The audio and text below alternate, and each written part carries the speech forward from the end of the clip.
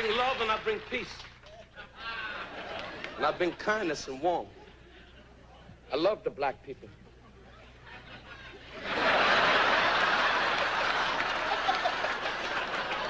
The black people of my life, my world, they do what they're told. We're honoring Mr. T. Why? I met this man many, many years ago in a 7-Eleven store, and he said, give me your money. Great to see you, man. Oh, yeah. Hey, hey. How you doing? Always good. Here with one of the greats, Johnny Depp. Really, congratulations. I hear your divorce is official. Finally. You're finally divorced from bathing, apparently. Still no one can argue that he has made Trump more than just a name. He's made it a brand like Massengill, because he's a bloated, stinky douche. That's Your head looks like a long breast, like a long succulent breast. Like with the areola right on my forehead. Areola is right on your forehead. You got a nipple head. That's fucked up. Guys, don't encourage him. That's He's got a titty head. Okay. I got a titty head. That's gonna stick. That's gonna stick. That's gonna stick. If that shows up on my timeline, then you got a Portuguese that's titty enough. head. That's enough. Don't put a culture on it. Put a culture on it. Just a titty head is fine. Portuguese titty head. I really. All right. I once did another show that was similar to this show. I went to say it was Lopez tonight. Yeah. Anyway, so it doesn't exist anymore, so who cares? And the other guest was Justin Bieber, and I was just sitting backstage, and it was me and the Biebs must have been about 16. Super nice kid, and his mum's the same age as me because she had him at like 16 or something like that. And I'm sitting there, and I got an 11-year-old niece in Australia, so I go, look, I never do this to anyone, but can I just ring up my niece, and if you could just speak to her for just a second, I'd be the greatest uncle ever. And he said, sure, anything for a believer. He said it, right? That was great. Yeah, so I love that. So I got up in front of him, put the phone on speakerphone, I rang my niece Sam in Australia, it was like midday there, and I said, hello, Sammy, it's your favourite Uncle Jim. Now, I know what a big Justin Bieber fan you are. And she goes, I hate him now, I like One Direction.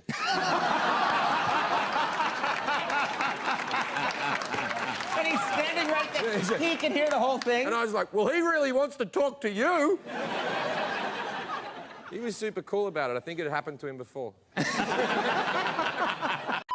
not a big fan of Steve Jobs, personally. What are you talking about? I don't know. I just don't understand what the big deal was with that guy. I don't get it. He's like Edison. I don't know. He invented all this stuff to everybody. What are you talking about? But did he? Did he sit down and like, I'm gonna invent the iPhone, and just sat there soldering, possibly welding, right? Didn't he have like a crew of guys helping him out? Sure, maybe he did. So why, when he went to those nerd fests, didn't he have like a chorus of scientists behind him who helped him out too? He walked out like he was Tesla. Like tapping into electricity. I'm not with you. I think he just kind of like told people what to invent. Like he just kind of came in like, I want my whole music collection in that phone. Get on it! And then all these nameless, faceless guys made it happen. Yeah? And then they have the big nerd concert, and he goes out there by himself. No belt, you know, sneakers on. I just didn't buy it. From my heart, this is a long night. I look around this room, and this is the home of the blacks. And I see three. Anyway, God bless you, black people. I love you. I really do. As you're laughing here, I'm sure one of you guys is up in my hotel room robbing me.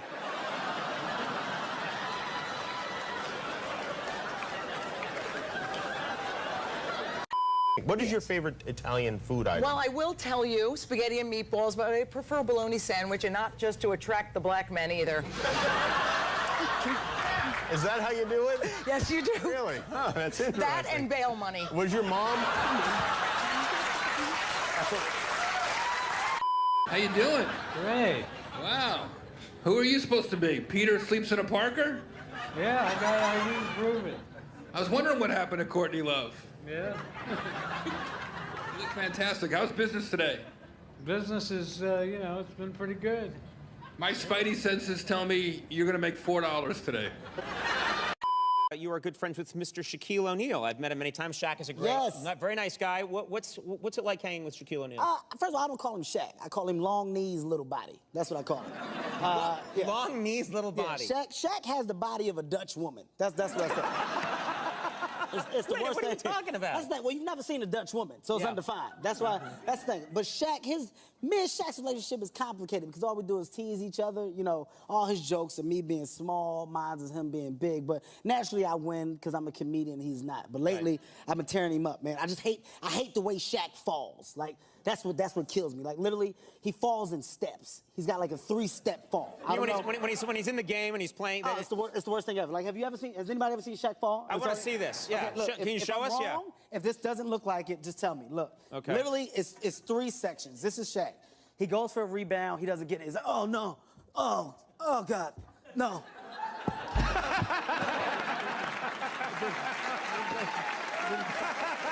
He's just down there. His legs are stuck in the air. It's the worst thing ever. Nobody can help him up because he's too big, so you just gotta wait. You gotta wait. And he's just there for a while. It's like a turtle on a highway. Just it's like a really fat baby. You see, Sugar Shea Mosley, one of the greatest boxers of all time, he's losing his championship belt in a divorce. Losing, it's like you're trying to break a man. Why does she want those? Right? It's gonna break a man. They go with their shoes.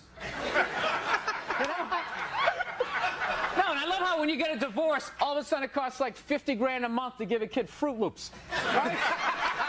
These guys, I'm telling you, there is an epidemic of gold-digging whores in this country, and it is just not being addressed on any level. No, but Bob has a beautiful face, like a flower. Yeah, cauliflower.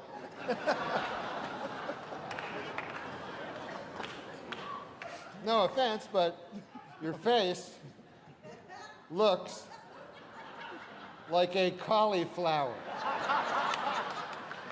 No, there are times when Bob has something on his mind, when he wears a hat.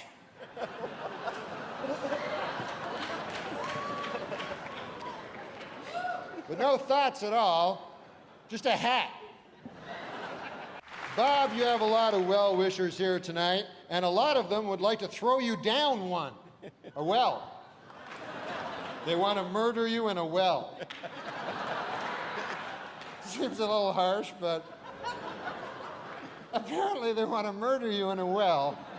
It says here on this card. And Bob is not very worldly. He thinks the English Channel is a British TV station and not a body of water separating England and France. And Bob isn't the biggest sports fan. I don't think I'm telling any tales out of school. I took him to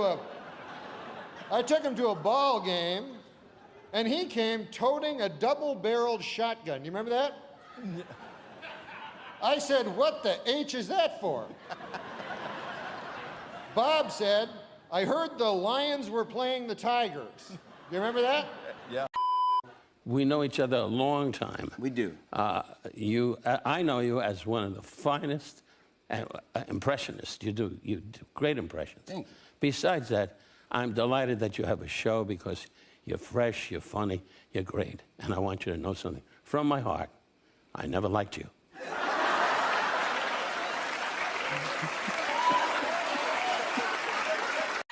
But what is it about black men in particular that attracted you to them? Because black men like the big butt. It's true. It gives them something to hide behind when the rent is due. Also, they're always available to hang out with you between 9 and 5 every day. That's nice.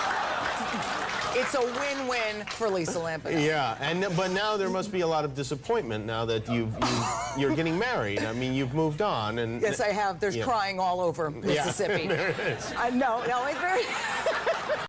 I didn't think Lance owed anybody, he didn't do anything to me. You know what he did for me? He raised $500 million for cancer research. That's what that lie did. Yeah, it was great. And everybody had the bands on. Remember the bands? Sure. Right? When was Yeah. that blocked out the sun, Yeah. right?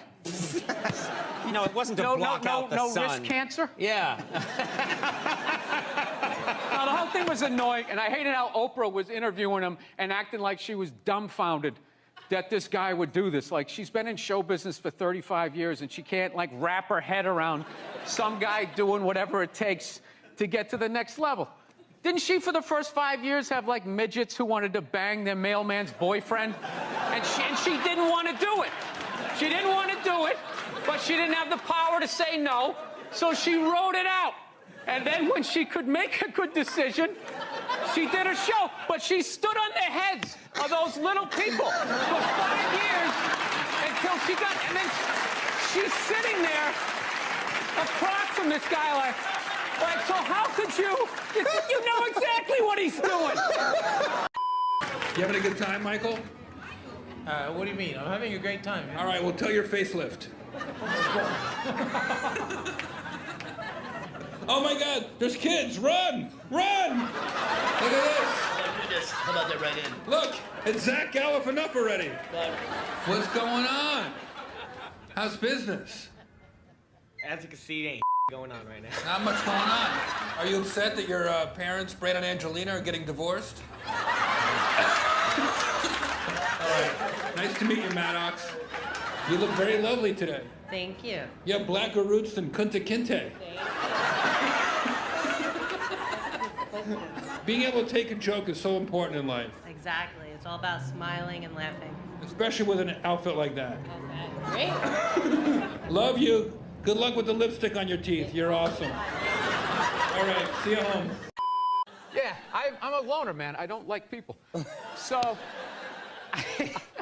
Yeah, you're not lying. I don't. Yeah, I know. This Fifth Avenue during Christmas time, the thoughts that go through my head. The thoughts that go through my head. I just want to chop that tree down and watch it land on people as I walk over their head. No! I do. That was the Sorry. holiday season. I know. No. You knew I wasn't going to stick to that. I was trying to be happy. I was trying to be happy. How long was the surgery? Is it a big operation? It's only 45 minutes. 45 minutes. Honestly, but if you've tried everything and you go, look, I'm 51 years old. I want to live longer. Right. I finally found a nice guy, like a guy called the Jimmy Big Balls. I got to do this. You know what I'm saying? You want to know the saddest thing, though, Dave? Just let me interrupt. When you met him, yes. Did he introduce himself that way? No. So this is what you call him then? Here's the real story. All right. I met him, and I was scheduled to go on Howard Stern like 2 weeks later. And with Howard, you always have to scare up something fun to talk to him about. Sure, yeah. So I said, oh, what's more fun than Jimmy Sack? So I said, okay. I go on. I go. What is more fun? So, honestly. I go on. Is this anything? Hello. It is. Oh, it is. So I go on to Stern, and that's what Stern nicknamed. Crack that coffee table. If you're willing and able. Crack